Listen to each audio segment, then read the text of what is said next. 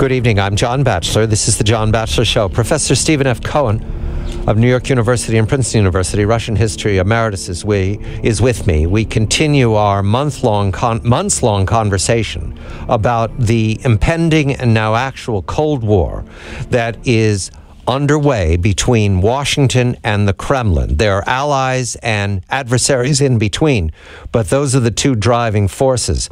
I welcome Steve tonight because the course of our conversation tonight will focus on a new editorial that Steve and Katrina vanden Heuvel, the editor and publisher of The Nation, as well as Steve's wife, have published within these hours. It's on your Nation site right now.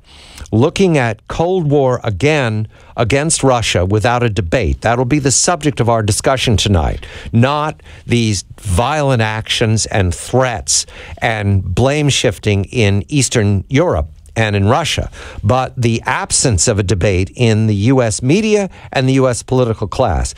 Steve, a good evening to you. I want to give some headlines to frame our conversation tonight, and I've just sketched some brief. First of all, Luhansk Oblast. This is the easternmost province of Ukraine. It's along what is called the Donbass region. This is coal-rich, industrial. This is the wealthy part of Ukraine, eastern Ukraine. Luhansk Oblast, in Luhansk itself, Reuters is reporting gunfire and stun grenades used as darkness fell as more pro-Russian forces are occupying buildings with apparently no pushback by the police. In fact, the complaint is that the police have left their posts or are under attack and are scattering. There is no response from Kiev at this point. Also, in Donetsk Oblast, that's the large city of Donetsk that declared the People's Republic of Donetsk some weeks past, it is looking for a referendum on May 11th that is said to preclude the election called for the whole country of Ukraine on May 25th. Slovyansk, that has been much in the news because it's led by a man named Ponomaryov, who is much in the news as a guerrilla leader, a pro-Russian force separatist, also called a federalist, also called a Russian agent. He is holding, or someone in Slovyansk is holding, OECD hostages against the fact that they've been sanctioned by the Kiev government, the interim government there, and the United States, and the EU.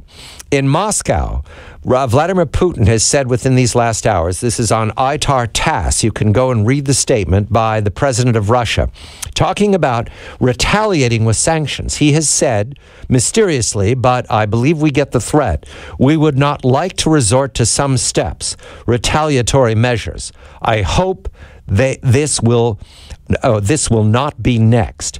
That's an end quote. Steve, I turn to you because that's enough. Noting after the sanctions were announced in Russia today, the share prices rose in a relief rally. The United States, your editorial, Steve, is pointing to the fact that there's no debate in this country. Describe exactly what we're looking for, Steve. What is not happening in the United States? Good evening to you. Well, start with what's happening in Ukraine. Ukraine is spinning towards civil war, east versus west. Pro-European, pro-Russian. That's a little bit too much of a generalization, but that's the basic barricade. Now remember back in November when Europe was negotiating with the government of Kiev, everybody was negotiating with Kiev, which meant that Ukraine had a state. It had a state. There is no state in Ukraine today. 3-4 months later, it's a failed state, it's a vaporized state, it's a vanished state. And as a result, all sorts of either controlled or autonomous forces are taking control of the country. And not only in the east, along the Russian border, but there's all sorts of activities in western Ukraine where very ultra-nationalist forces, allegedly pro-European, but not entirely symmetrical with European values, to say the least, are taking over towns and local governments. So, what's going on in Ukraine? For example, the United States takes the position that Russia is responsible for the unrest in eastern Ukraine. And the United States is saying, if you don't stop that unrest, we will sanction you, which we did yesterday, I believe, And if the unrest grows, we will put more sanctions on you, which raises a fundamental question. Does Russia really control that unrest? Normally, in a democratic society, we would have this debate in public. And the experts on Ukraine or Russia or somebody who knew something would cut through this hurricane of misinformation that's coming out of Washington and Moscow and Kiev in Europe, and we would get some clarity on what's happening in Ukraine and what reasonably the Russians might do and what we might do. We do not have that discussion today anyplace, with one or two exceptions, except on the John Batchelor Show. The people who shape opinion in Washington, the so-called mainstream media, the New York Times, the Washington Post, the Wall Street Journal, the television networks, NPR, the major broadcasting and publishing entities, basically have taken on the role either of indifferent observers, they say nothing, or cheerleaders of this process. Now, last Sunday, we talked about this already, John, last week on the show. The New York Times reported that Obama had given up on negotiations with Putin and was now moving toward a policy of containment, which means officially Obama has adopted a Cold War policy. But then making demands that possibly, if Russia does not control all this activity in Ukraine, are demands that Russia can't meet, which means we edge closer to war with Russia. One other point. The language we use now has corrupted our understanding.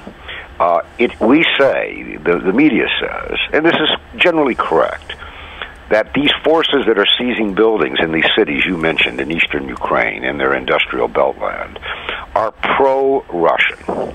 But what does that mean? I would put it differently. They are anti-Kiev at the moment. They don't like this government that came to power through a coup in Kiev and that looks to Europe and the United States and has basically cut off relations with Russia. But if you deconstruct the word pro-Russian, the media seems to think they all want to join Russia, like Crimea did. That does not seem to be the reality.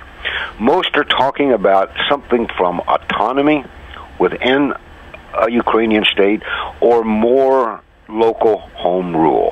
That's the kind of thing we would be discussing if we were having a media debate among people not in the government, because there's several points of view, but also with our government. But our government in Washington sees no need, apparently, to have a debate, to listen, to seek other opinions. And the opinions that seem to reign in the White House have not turned out over these 4 or 5 months to be correct opinions, because everything American policy did made the situation worse. So, it's an axiom of democratic governance that it works when you have a debate. And and your show has been, I'm not saying this because you have me on, because you have a lot of different opinions on. That's the way it should be. And the situation in Ukraine is as bad as anything in terms of an international crisis we've had in decades. We'll engage in a debate tonight, Steve. We have the words of Brzezinski, Zbigniew Brzezinski, who was a famous Cold Warrior for the Carter administration and has remained active since. I have quotes from him making an address within these last hours. This is from the Wall Street Journal site at the Atlantic Council. So when we come back, we'll discuss this policy towards Ukraine, why we don't hear it in the United States. We have time here. I mentioned that the Secretary of State has made up his mind that Russia is directing all the trouble in Ukraine. Within these last hours, he's accused Russia of ordering, saying that the U.S. has intercepts that show that Russia is entirely in control of the violence in Luhansk and Donetsk. That is the Secretary of State.